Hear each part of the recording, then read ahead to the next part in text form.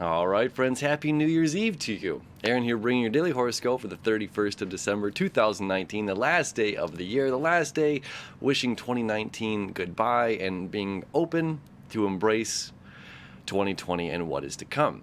So we have some important aspects that are going on to clearing out of 2019 to truly step into 2020, okay?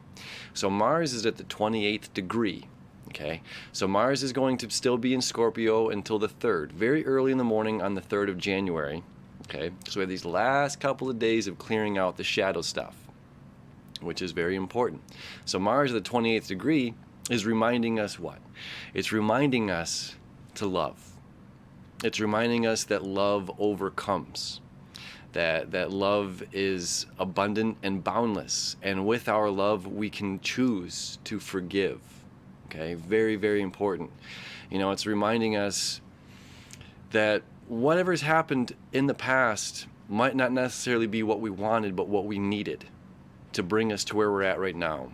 And to forgive others who have seemed to have hurt us, to have harmed us, to have abused any sort of power, to maybe have handled things irresponsibly or immaturely to our perspective, to our eyes, or to the eyes of maybe the collective of the greater good, right?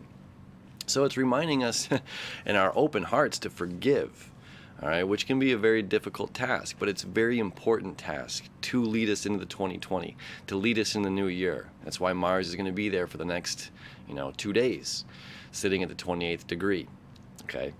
We also have the Sun at the 9th degree of Capricorn, okay? So it's still hanging out very closely to the South Node, which is also about releasing these old patterns, releasing old beliefs, releasing old ideas that keep us limited, that keep us small. As well, these two, although they're not making a connection, they play hand in hand with one another. So while Mars, our planet of action, home in the sign of Scorpio, dealing with the shadow side of ourselves, dealing with the shadow side of the group, of the collective. Reminding us again, like I said a moment ago, to forgive, to be open, to love. And the Sun at the 9th degree is saying, be fearless, okay? We talked about this a little bit ago when Venus was here at the same degree, at 9 degrees, of, it's like the zookeeper being able to feed the lion out of its bare hands. Is it Jack Irwin? Steve Irwin, where it's just like a normal person, because he was a normal person, he was an exception, right? And this is reminding us that we're all an exception, and that we all can be and lead this exception, lead this example. When we have this fearlessness in our hearts, when we exude this fearlessness in our leadership role, that's what Capricorn's all about, the leader of the zodiac, right? As Capricorn, as the Sun in Capricorn is reminding us to be these leaders and to do what has to be done and to do it fearlessly. And it's just like that lion can sense our fear. And if we approach it with that sense of fear, we're going to get mauled. The interaction is not going to be one of peace. We have to have peace in our hearts first. Right? So again, they're not making an aspect together, Mars and the Sun, but again, they play hand in hand in the message that they're telling us, the message that they're singing. One, to be fearless, to take on that role of being the exceptional leader, and to learning to forgive the other, even if they've harmed us or done us wrong energetically, physically, in whatever way it's come about, right? Because that shapes us and makes us individuals a stronger, better person, right? And sometimes by seeing what we don't want in our lives is a great example for what we can be to other people. So if I was hurt by somebody, or if you're hurt by someone, we know in our future relationships to not do those same actions or to not say those same words. Sometimes our words are daggers that fly out of our mouths and pierce the hearts and auras of others, right? So those, again, playing a very strong hand in hand with each other. Again, that connection to the South Node of letting go, of releasing, and stepping into this place of peace in our hearts, okay? As well, we've got a really powerful connection with our emotional moon, making quite a bit of connections today, okay? First, it's making a septile to Jupiter, saying more, more, more, more, more, more, you know, whatever's going on. So if it's more release, it's continuing that release. If it's more forgiveness, more forgiveness. We don't want to enter 2020, you know, holding on to these grudges of the past and wearing them like a crown. Okay, we don't need them. They don't serve us, because that crown of grudges becomes very, very heavy, and our head will hang very, very low, and it's going to weigh on our shoulders, and then eventually, you know, we're not going to be seen for the bright, shining leaders that we are. Okay, then the moon is going to create a septile. Again, septiles are faded energy. Fate, not faded. Fate energy, okay? This otherworldly energy that the universe is giving us, like this beautiful gift, an unseen gift. So then, after this septile to Jupiter, the moon creates a septile to the sun. Again, you know, our emotional moon and the hero, the sun, the light of the world, the light of our life, our ego, our expression, the way that we express ourselves to others. You know, and if we're wearing and holding on to these grudges, if we're holding on to fear, if we're holding on to hurt or trauma from our past, it's shown, and it comes through in our personality. It comes through in our behavior. It comes through in our daily lives. Okay, so this is saying like this great release, and the moon being in the sign of Pisces is the sign of oneness, where we're all connected. You know, when this light shines, you know, we can judge. We see each other for our flaws. You know, male, female, black, white, whatever, you know, race, skin tone, how your hair is, or what you're wearing. You know, we can judge people, and it's in this darkness and this oneness that we're all just people. We're all people that need. We're all people that feel. We're all people that are connected. We're all people that need basic human interaction. You know, we all need that love. We all need that forgiveness. We all need someone stronger than us to show us the way, right? Sun up there in Capricorn. Teach us, show us the way. Thank you, Steve Irwin, for showing us that we can do, you know, approach these animals and have that beautiful relationship when we enter it with peace and fearlessness in our hearts, right? Embracing that courageous leader that we are. It's the beautiful aspect of like the Leo sun and the Capricorn, you know, two big, bold leaders of the zodiac, where the Leo energy can be, you know, still learning as it's going through the first 6 signs of the zodiac, still learning. And then when it comes up to Capricorn, it's just like, okay, I've learned in how, you know, how to give back to others. I've learned how to work with others. I've learned how to, you know, create shared resources. I've learned that the shared knowledge that we create together leads to more, our greater sense of expansion. And with all of these together, you know, we can rise empires. You know, we are the government. Right? The unity of each and every individual. Every dollar that we spend is a vote in this world. So what are we voting for, right? We're going to be dealing a lot with that in 2020, as all of this energy is in the sign of government, Capricorn. Okay, big business.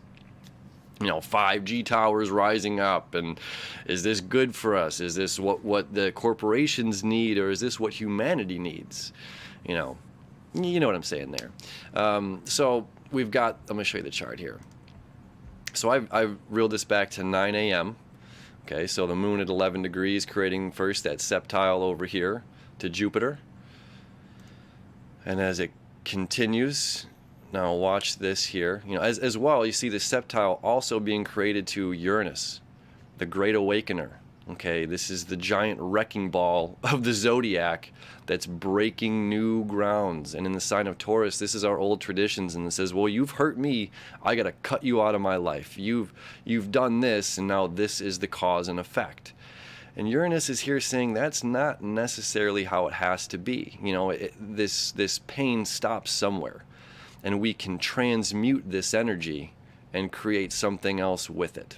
Okay, and Pluto being up here at 22 degrees, again, let me jump back. At 21 degrees, Saturn in Capricorn, its home ruling sign, is about graceful defeat.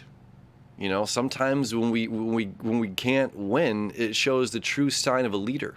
Okay, and then Pluto transforming all of this is saying, look, you're going to be rewarded again and again for showing up, for showing your courageous aspects, for showing your fearlessness, for showing that you were able to allow yourself defeat, allow yourself to surrender.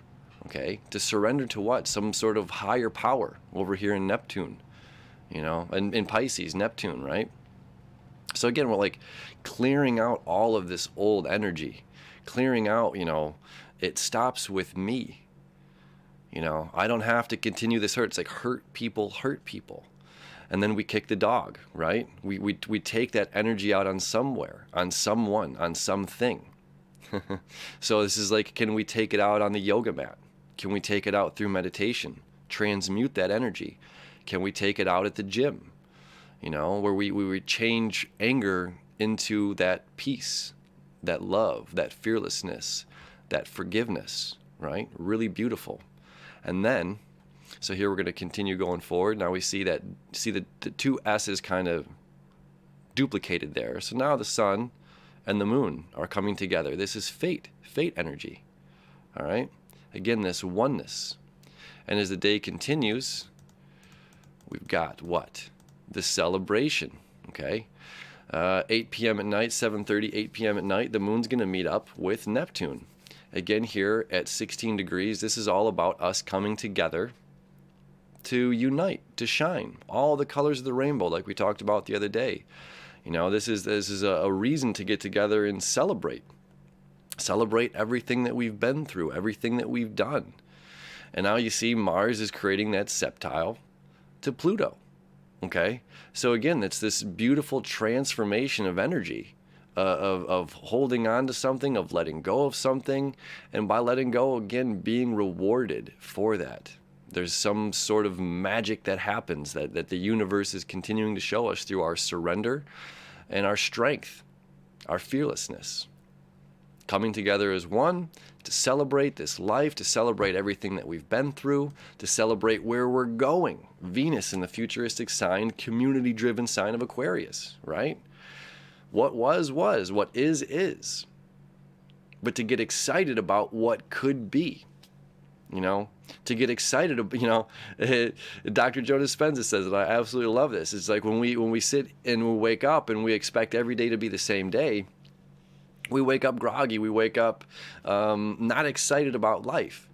And he reminds us that, if you don't know Dr. Joe, I talk about him all the time. He's a brilliant person here. He's got a lot of good books, a lot of good YouTube stuff. So anyways, it's like when we're the child and we have, we're going to a field trip.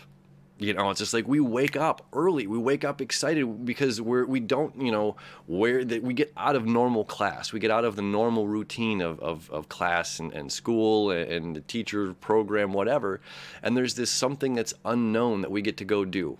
Whether it's making wax candles or going to the history museum or whatever it may be, some sort of elementary school child field trip. And it's waking up with that sense of joy. Or on the holidays, for those that celebrate Christmas morning, it's waking up with that sense of joy. Sometimes it's hard to rest at night, especially as a young child. It's just like, ooh, what wonderful, gifts did I get under the tree? Or, later in my life, it's certainly like I get more excited to watch other people open the things that I bought for them, because I care about them and more excited about that than even what I'm receiving myself, right? So there's definitely a sense of joy. There's a sense of excitement to the new, we don't know what's coming in 2020, and to be excited about the unknown, to give us a reason to wake up and smile in the morning, even if we don't have a reason. That's what Venus is reminding us right now, is to feel what could be. What could come of all of this? We don't know what's around the bend, but we trust, we have faith. And we continue this journey one foot in front of another, and we welcome it with open arms, with forgiveness, unconditional love, and fearlessness to unite together as one. Moon and Neptune in Pisces, coming together as one. Very, very, very, very powerful New Year's Eve. right? Leading into our New Year's Day. So, as always, thank you so much for hanging out with me. I wish you a very happy and safe New Year's, and we'll see you tomorrow.